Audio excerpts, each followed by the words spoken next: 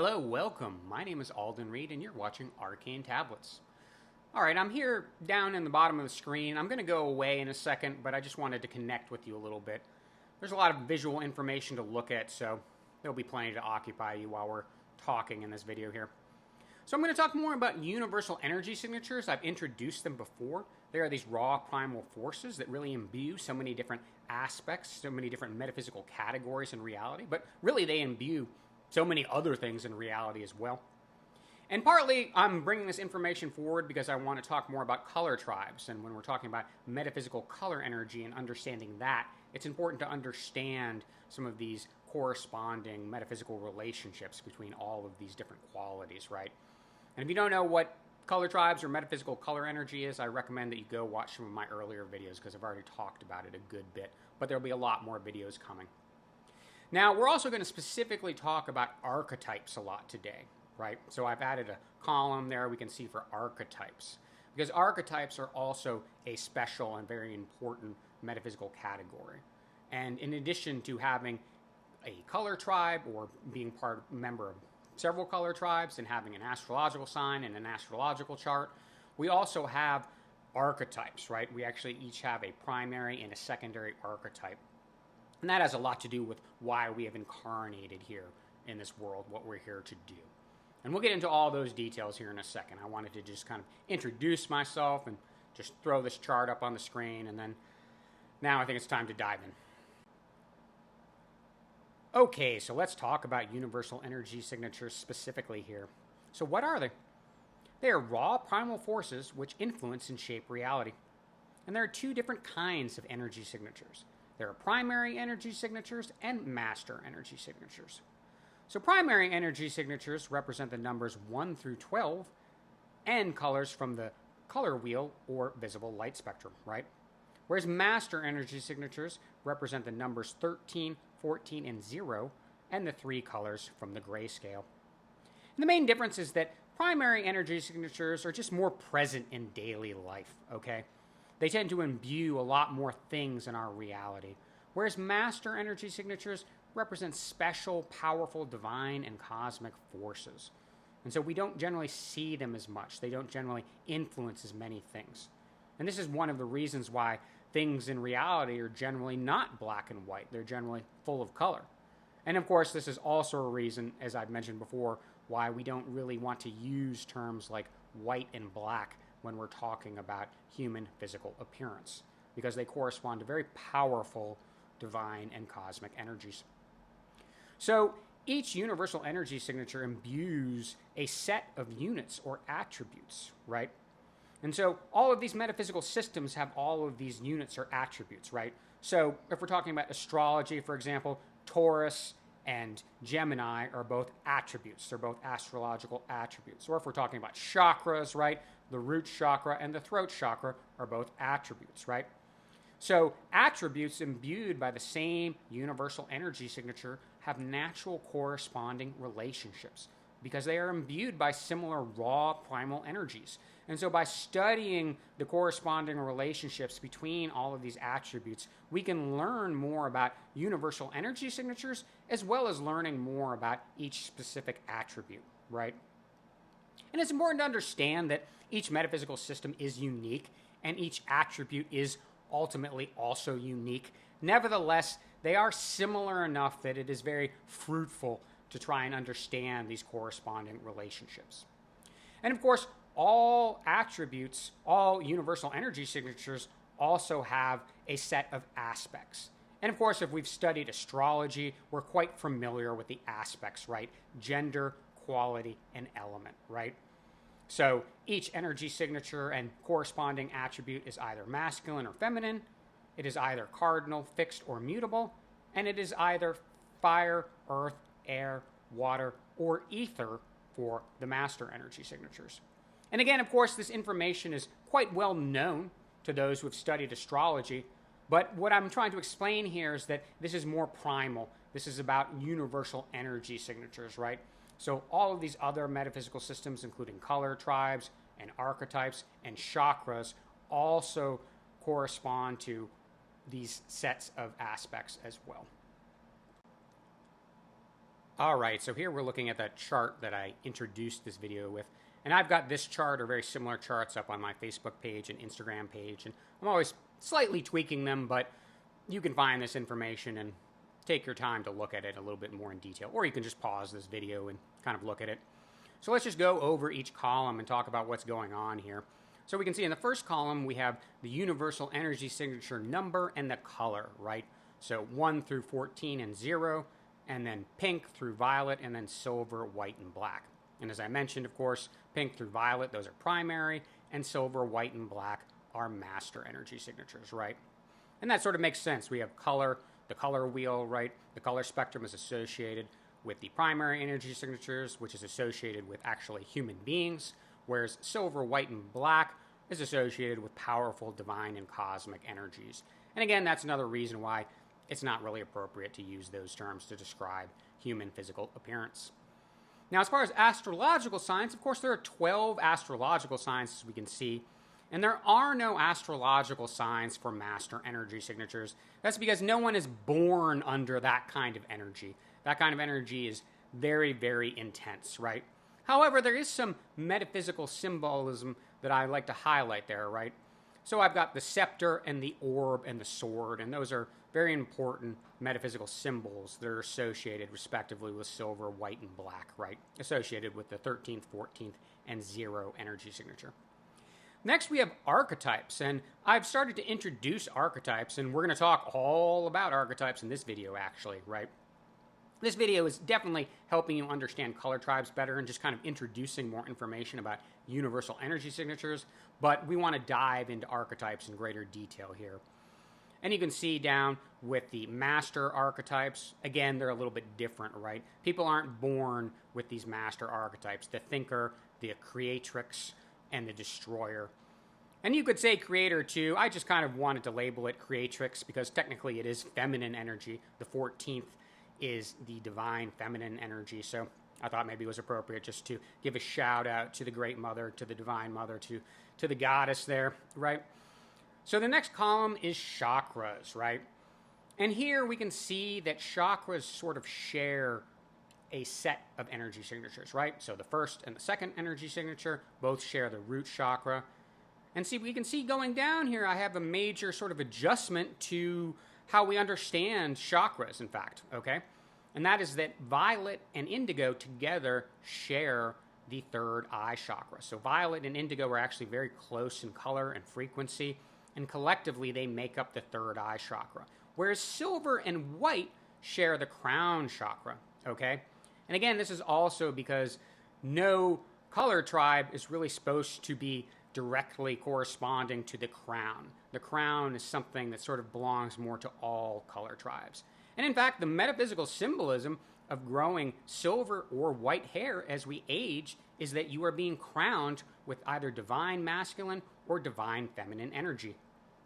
And then we can see there's an 8th chakra, sort of mysterious arcane chakra, which I call the power chakra. Sometimes I call it the void chakra. But this is coming directly from the 0 dimension, directly from the void realm. And this chakra is actually located beneath your feet, right? So if you can think about the crown resting just above your head, right? The power chakra is actually below your feet, which sort of represents the fact that you're drawing this powerful sort of negative masculine energy, which is something you do need. You need a small amount of this energy in order to exist in reality, exist in the material plane. However, as you might imagine, the power chakra and the void, it can be a little bit dangerous, and that's naturally why, of course, it's associated with the sword, and its archetype is the destroyer. And we'll talk a lot more about the dynamics of these deeper metaphysical, divine, and cosmic energy signatures in the future here. So next we have gender, and that's pretty simple, just the masculine, feminine rotation, of course. We're getting to the 3 aspects here. And of course, as we can see, that the 0 energy signature is actually masculine in nature. And that might seem kind of confusing. You might imagine that one of them should sort of represent something more neutral.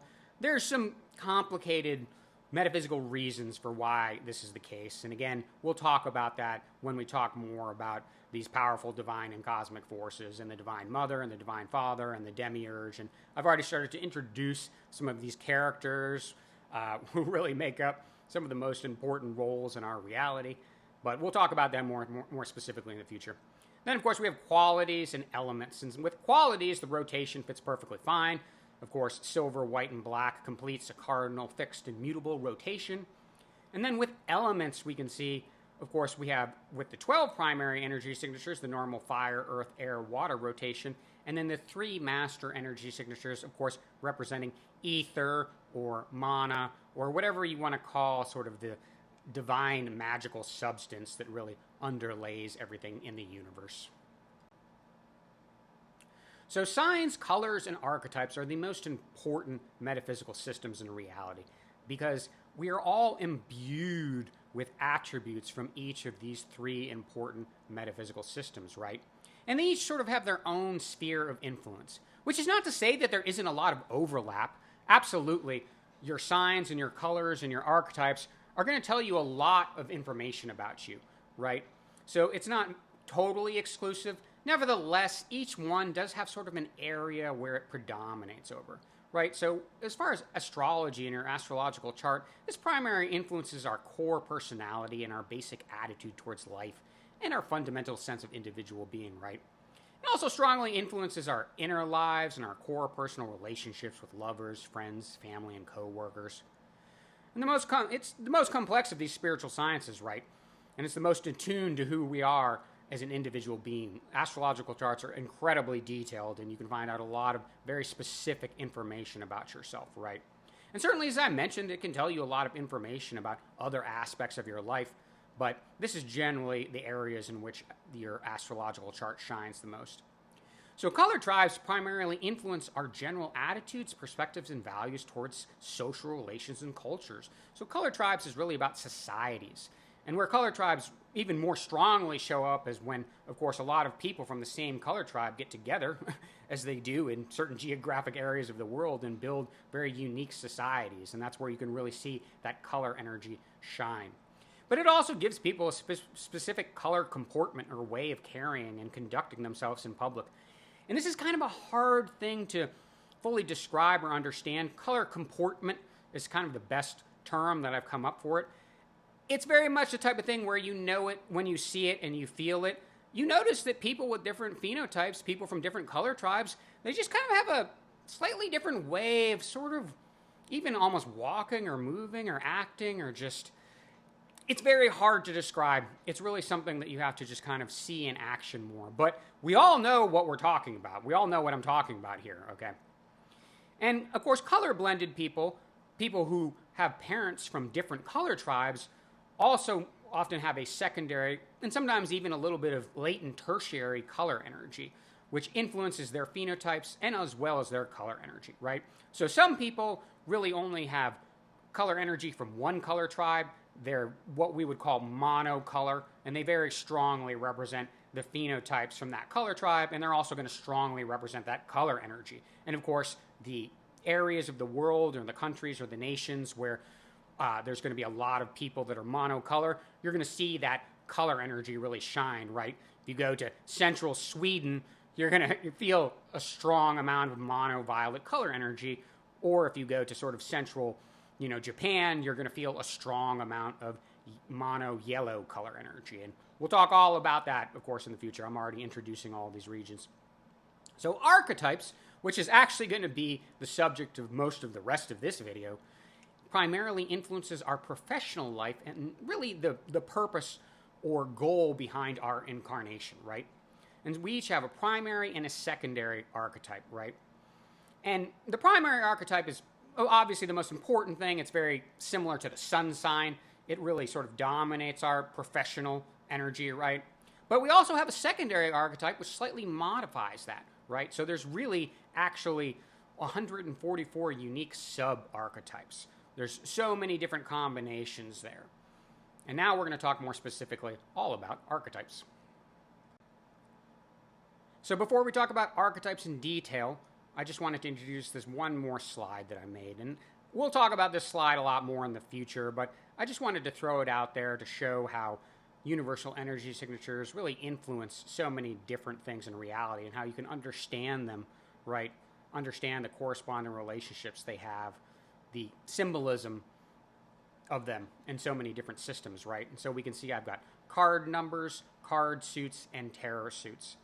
And I don't need to talk about this too much. It's pretty basic and straightforward. Of course, with card numbers, we can see we've got 1, which is ace low, all the way through ace, which is really equal to 14, right? And then the joker.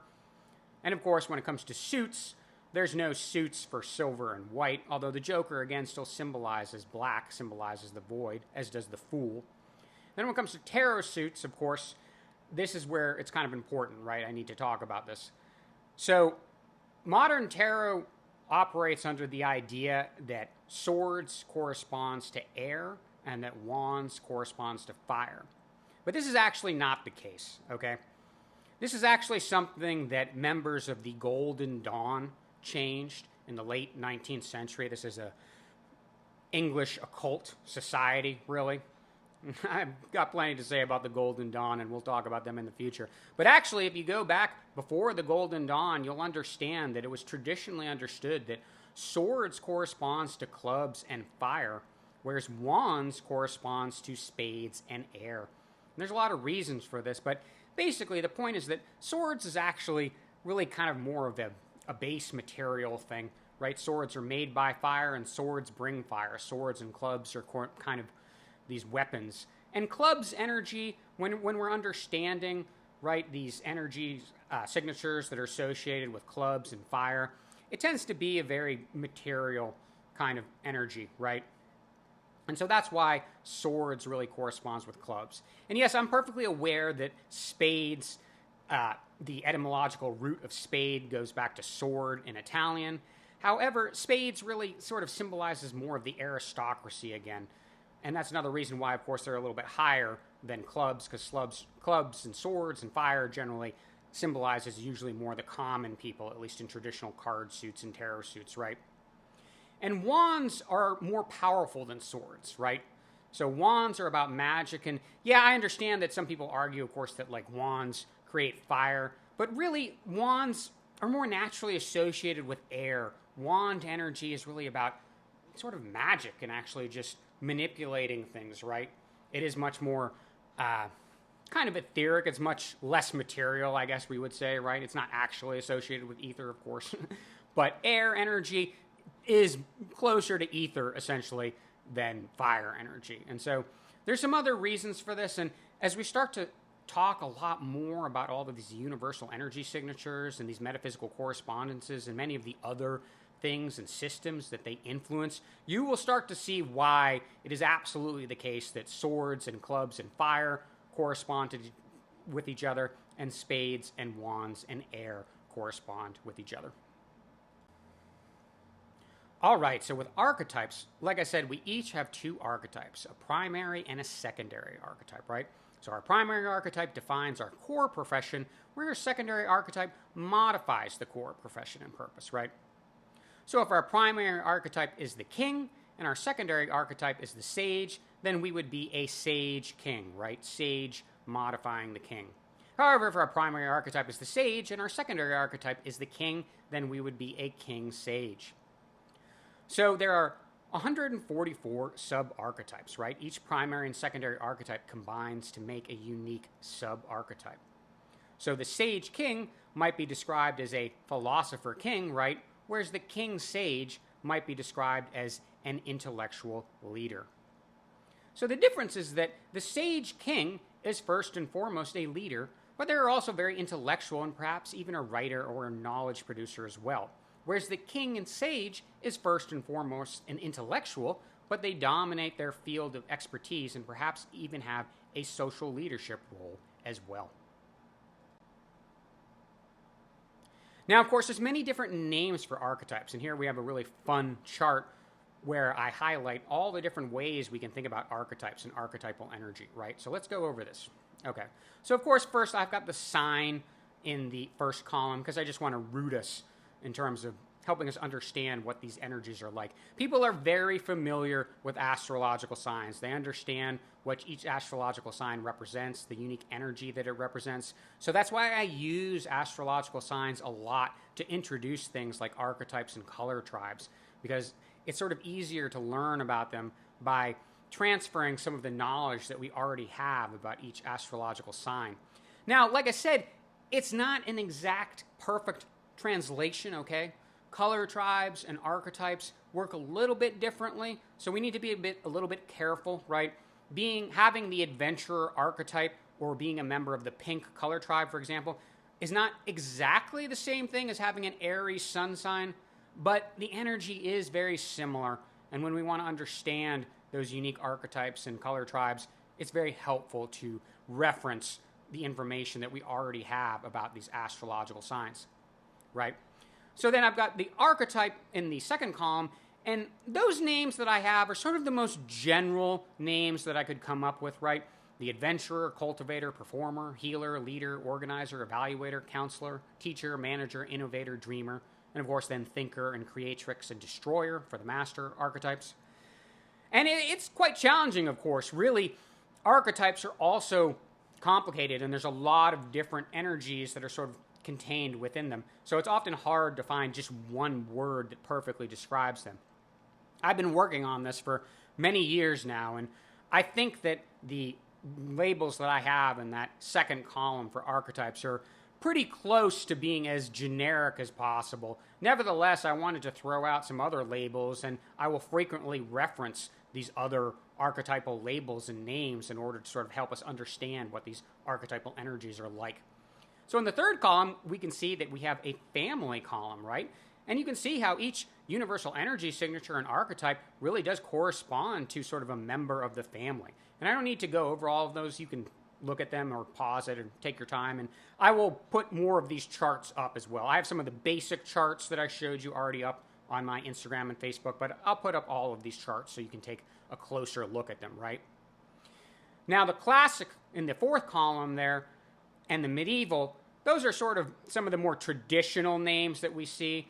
And I wanted to sort of separate them a little bit. I mean, there's a lot of overlap. Some people, use some of those medieval terms for the classic or classic for medieval. I'm just kind of coming up with some very general labels. Like, don't get too caught up in this. Really, I'm just kind of throwing them out there because I want you to see some of the different words which will help us understand what each of those archetypal energies are like. So you can kind of go over all of those and see how they sort of correspond, of course, with the other archetype names in the same rows, sharing the same universal energy signatures. And then I also threw a modern column there, and just to sort of kind of, think about these things in terms of modern professions, right? And again, those are far from perfect, but they will generally give you a pretty good idea of maybe what these archetypes might look like in a modern social environment, right? Lastly, I have a column called Essence. And this is my best attempt to sort of get to a one-word understanding of what each universal energy signature really is kind of expressing. And again, just like the archetype names, these essence names are very flawed and imperfect, okay? They're just the best that I can do. But really just resonating on these words will really help us understand what each universal energy signature is like. And it will help us better understand, of course, the other metaphysical systems. It'll help us understand the astrological signs and the archetypes and the color tribes and even the chakras better as well. So let's talk about archetypal progression and age. And progression is an important concept when it comes to metaphysical sciences, right? Especially when it comes to astrological science. We all understand progression as far as Aries progressing all the way to Pisces. It has a sort of more interesting and unique role, though, when it comes to archetypes. As we can see, we've got three groups. We have young archetypes, we have mature archetypes, and we have elder archetypes. And of course, this is organized also based on element, right? So the adventurer and the leader and the teacher are each fire archetypes. And in many ways, archetypes which share the same elemental energy are kind of the same person, but just at different stages of life. And so they naturally also share a lot of similar energy. So we can see sort of that the adventurer evolves into the leader, into the teacher, and the cultivator into the organizer, into the manager, the performer into the evaluator, into the innovator, and the healer into the counselor, and to the dreamer. And one of the reasons that I just want to highlight this is to explain some of the choices that I made. You can go back and look at that chart with all the archetype names. And one thing you'll notice is that I actually have the queen corresponding to Virgo, right? Whereas I have the princess corresponding to Taurus. And I would also mention that the healer is really a young sort of feminine energy, right? A lot of people talk about Taurus as the mother, or Cancer as the grandmother, or the crone, for example. But really, what it's important to understand is just as Aries and Taurus and Gemini and Cancer are sort of the younger parts of the year, right? They also represent younger archetypal energy. So really, it's when we get to Leo and Virgo, Libra and Scorpio, the leader, the organizer, the evaluator, and the counselor, that's where we're going to get that more mature energy, right? And then the truly aged energy is associated with the teacher, manager, innovator, and dreamer, where we're getting to, of course, late fall and winter. Now let's talk a little bit more about these archetypal paths, right? So first, let's look at the masculine archetypes. So first, we have the path of fire, also known as the house of clubs and swords. And again, we've got the adventurer, the leader, and the teacher, representing Aries, Leo, and Sagittarius. And these archetypes are closely associated with strength, mastery, and knowledge, and they tend to be a little bit more conservative, traditional, and materialist. And then we can see we've got the path of air, also known as the house of spades and wands. And we've got the performer, the evaluator, and the innovator, representing Gemini, Libra, and Aquarius. And these really represent creativity, judgment, intuition, and they tend to be more radical, innovative, and ideological. And immediately, I just kind of want to stop and pause here and explain more why swords is in fact associated with clubs and fire, and wands is in fact associated with spades and air. If you just look at these archetypes, you will immediately recognize that the adventurer, leader, and teacher is very much a fire kind of swords energy, right? Whereas the performer, evaluator, and innovator is far more kind of a magical wands air kind of energy. And this is more than anything else what really demonstrates to me that the pre-Golden Dawn understanding of the association between elements and card suits and tarot suits was correct, and that the Golden Dawn actually changed this, but they didn't really understand what they were doing. Or maybe they did understand what they were doing and they were being mischievous. And we'll talk all about the Golden Dawn in the future, right? As I said. Now let's look at the feminine archetypes. So we have the path of earth, also known as the house of diamonds and pentacles. We have the cultivator and the organizer and the manager, representing Taurus, Virgo, and Capricorn. And these really are about stability, discipline, and reason, and they have a very progressive, structured, and pragmatic kind of energy. And then we have the path of water, also known as the house of hearts and cups. And this is the healer, the counselor, and the dreamer, representing Cancer, Scorpio, and Pisces. And these are really about devotion, passion, and imagination. And they tend to have a liberal, nebulous kind of spiritual energy, right? And something that I should just add when talking about archetypes is, of course, even though archetypes are gendered, and of course all of these attributes from these different metaphysical systems, and indeed these universal energy signatures themselves are indeed gendered, it doesn't necessarily mean, of course, that that has to perfectly line up with your birth gender or your biological sex, right? Obviously, just as we can have an astrological sign or be a member of a color tribe that's from a gender energy that is not our birth gender, the same is true for archetypes. So when you're trying to understand what your archetypes are, what your primary and your secondary archetypes are, don't limit yourself by being fixated on aligning with your biological gender or whatever gender energy you identify with, right? Understand that, of course, you might have archetypes, a primary or a secondary archetype, which is associated with the opposite gender energy of your birth gender energy or the gender energy that you currently identify with. So we're not going to get into too much detail here, but I do want to talk a little bit more about master archetypes. So as I mentioned, nobody is born with master archetypes, right? Just as there are no astrological signs that correspond to master energy signatures, we are not born with any of these archetypes because these archetypes are very, very powerful, right? Master energy signatures, again, represent powerful divine and cosmic forces, and they tend to be more rare. However, as we grow in life, we're eventually going to come to somewhat serve or dedicate ourselves to one of these master archetypes, which is kind of similar to the processes I mentioned of how we grow silver or white hair as we age, and also the symbolism, as we say, of developing a black heart means that you are, as you age, coming more and more in alignment with this sort of chaotic, void, tyrannical, negative energy, okay? So the Emperor represents the Divine Father and channels divine, masculine, or neutral energy. And I'll talk a lot more about positive, neutral, and negative energy in the future. It's very important to understanding the nature of the universe. It really has a lot to do as well with the Divine Trinity. It's why sets of threes and trinities are so important, okay?